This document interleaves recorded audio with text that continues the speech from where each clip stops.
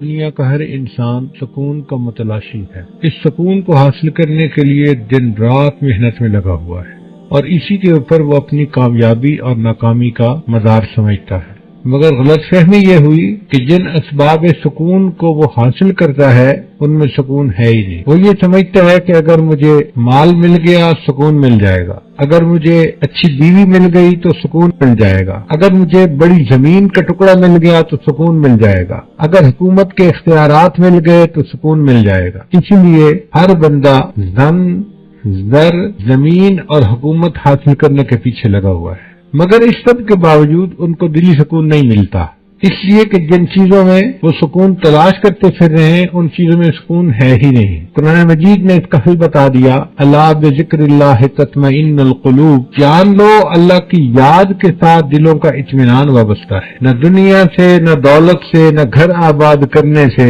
سکون دل تو ملتا ہے خدا کو یاد کرنے۔ تو جو انسان اللہ کو یاد کرے گا اللہ تعالیٰ اس کے دل میں سکون عطا فرما دیں گے۔ کچھ سواد نہ مصری اندر تے کھنڈا بھی چکھ ڈٹھیاں، ہمارے علاقائی زبان کا شعر ہے، اس کا میں ترجمہ کر دوں گا۔ کچھ سواد نہ مصری اندر تے کھنڈا بھی چکھ ڈٹھیاں، انہاں ساریاں چیزاں کو لوں گلاں سجن دیاں میٹھیاں۔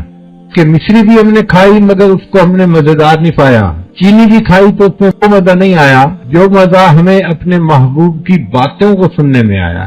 اس لیے اللہ تعالیٰ ارشاد فرماتے ہیں، یا ایھا الذین آمنوا اذکروا اللہ ذکرا کثیرا، اے ایمان والو اللہ کا ذکر کثرت کے ساتھ کرو۔ عجیب بات ہے کہ بندہ اللہ کا ذکر کرتا ہے، اللہ تعالیٰ بندے کا ذکر کرتا ہے۔ فرمایا فاذکرونی اذکرکم، تم مجھے یاد کرو میں تمہیں یاد کروں گا۔ اب اس کا مطلب یہ نہیں ہے کہ ہم کہیں گے اللہ اللہ اللہ اور اللہ تعالیٰ کہیں گے بندہ بندہ بندہ، نہیں۔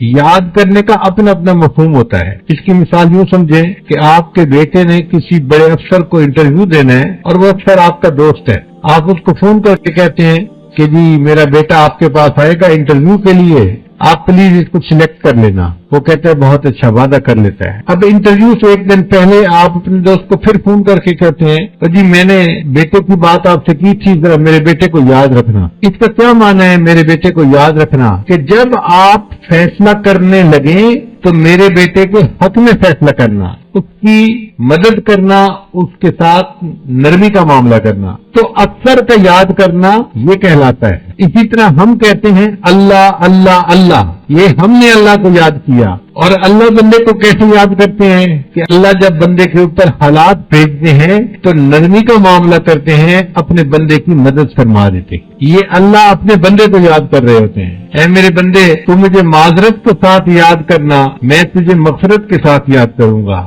اے میرے بندے تو اطاعت کے ذریعے مجھے یاد کرنا، میں عنایت کے ذریعے تجھے یاد کروں گا۔ قرآن مجید میں انہی لوگوں کو جو کثرت سے ذکر کرتے ہیں اولو الالباب، عقل مند لوگ کہا گیا، کہ جو اللہ کو کثرت سے یاد کرنے والے لوگ ہیں یہ عقل مند لوگ ہیں۔